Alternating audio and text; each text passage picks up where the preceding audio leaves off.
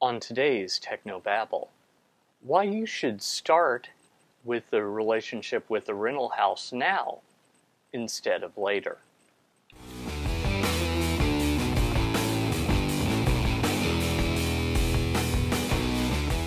This is Tech No Babble, your weekly source for church video and graphics news, perspectives, tips, and tricks.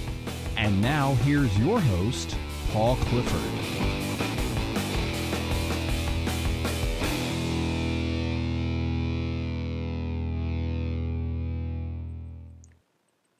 Hi, and welcome again to another episode of Technobabble. This is the show where every week I help you learn more about using video and graphic design in the church.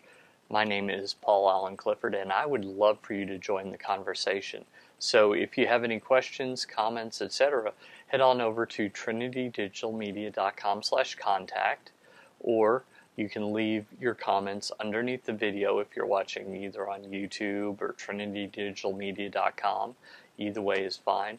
Drop me a line, paul@trinitydigitalmedia.com, or hit me up on Twitter, Paul Allen Cliff, PaulAllenclif. Any of those are cool ways to get a hold of me.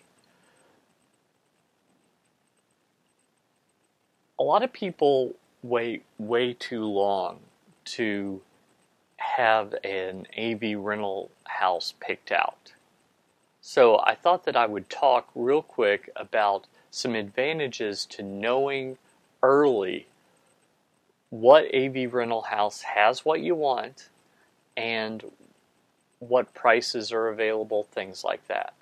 So let's say the pastor comes to you and says, yeah, we've got a retreat coming up and we want to record that all with video and stream it and, just the whole 9 yards.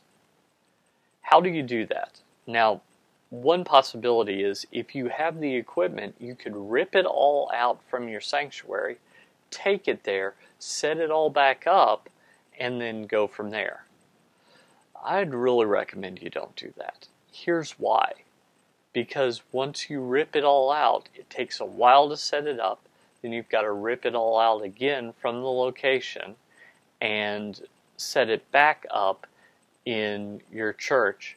And hopefully you've got a couple of days to test it before the next service. Because if you don't, that could cause you some problems. So if you can, rent as much as you can, as similar gear as you're familiar with as you can, so that you can set it up once and rip it out once. That'll save you half the labor right there. So that is number one, it saves you half the labor. Number two is sometimes it allows you to stretch in ways that you haven't stretched before. So video streaming is a perfect example. You'll hear a lot of times about churches where they say, yeah, we're getting into streaming. What kind of webcam can we use? That's the scariest sentence I've ever said. What kind of webcam can we use for video streaming?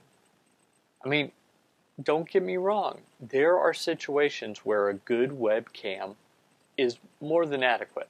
That's what I'm using right now, for example. Why is that adequate? Because it's just a close-up shot of me at my desk.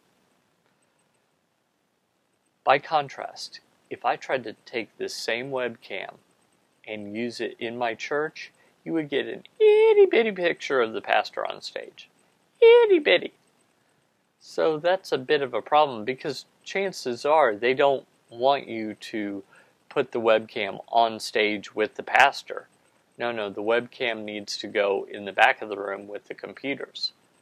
So you're going to get an itty-bitty picture of the pastor if you use a webcam. And you won't have much control either. So that's one thing that I would caution you against is going with a very cheap solution. Try and rent quality because rental equipment is very inexpensive compared to buying it outright, because you're renting it for a week, right? So I saw a rental where they had a streaming kit with everything you'd need, you know, cameras, encoder boxes, a switcher, for $200 a week. So that's not, you know, like pocket change for most churches. But think about it this way. Wouldn't it be great to show up at an event and you have everything, you put it all up, and you get the best quality you can? Would you pay $200 to have a great quality copy that you can sell in the bookstore and make the money back? Just consider that. You know, to have it for years and years in the future, and it's great quality. So having an AV rental house in mind and knowing what they're good at. Some are better at audio than video.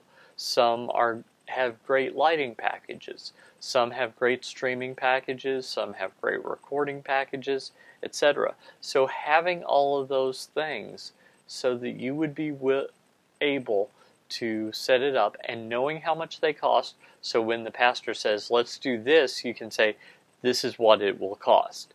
And I've already spec'd it out and I know about this much. That is very helpful. It's very helpful for budgeting. It's very helpful for planning, etc.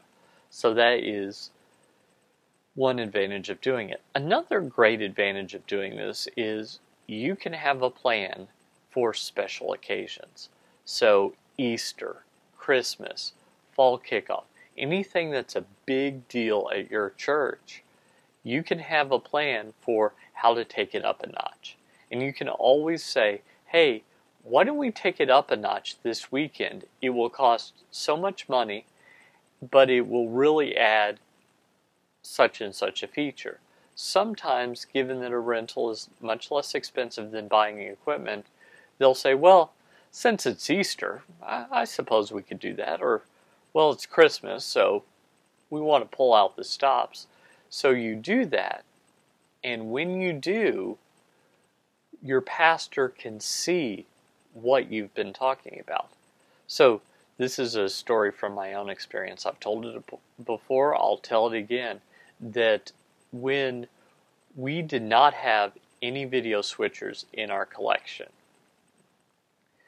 the programming team said, what we want to do is we want to key lyrics over live video. Now keep in mind, we didn't have a switcher, so there was no way to do this. Well, I saw my opportunity. So I did whatever it took, including getting a video switcher from about an hour and a half away. I put that into our setup. I set it up, made sure it worked, and it worked wonderfully. So that showed the pastor why we needed a video switcher. And that helped when a year later we actually bought one, because he could remember his experience as opposed to trying to understand what I was trying to tell him. So that's what I suggest to you. I suggest to you that renting something that's more than what you would typically use might stretch the perception of what's possible. And in stretching the perception of what's possible, it might affect the budget positively in your area. So, those are the two major reasons that you need to have a video rental house in mind well before you need it. And I hope that that will help you and your church go out and change eternity. If you like this video, don't hesitate to like, share, thumbs up, comment, all that great stuff. If you haven't subscribed to this show yet, I don't know why, because the subscription is free over at YouTube, or you can subscribe at trinitydigitalmedia.com/subscribe. And then you don't have to remember every week to go check and see if I've got anything new. Although, pretty much I always do. In fact, I know that I'm over a year solid of most of the shows being every single week. So, make sure you subscribe.